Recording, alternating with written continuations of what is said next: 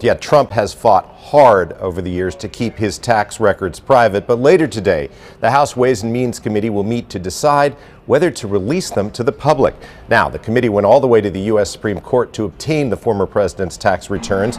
Committee members argued they were needed to guide possible changes to tax laws. Today, they'll vote on whether to make some or all of the records public.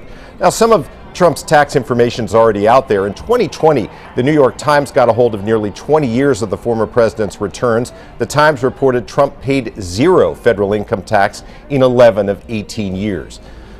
This has already been a tough week for the former president. The House January 6 committee held its final meeting yesterday.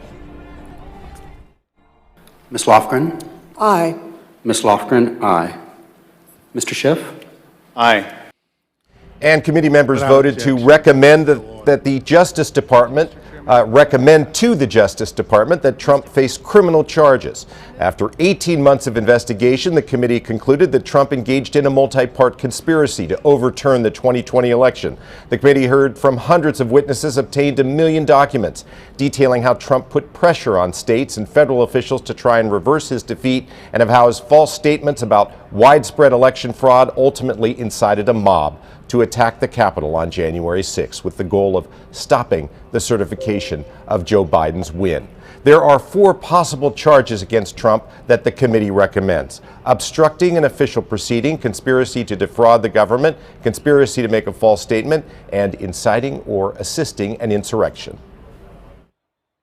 Ours is not a system of justice where foot soldiers go to jail and the masterminds and ringleaders get a free pass. Committee Vice Chair Liz Cheney says the most shameful thing Trump did was that he sat in the White House for hours watching the rioting at the Capitol on TV and did nothing to stop it.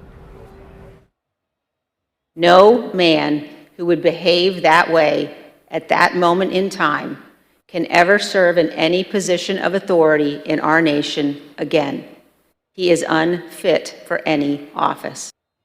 Trump on his social media site calls the accusations, quote, fake charges. The committee's final report on January the 6th comes out tomorrow.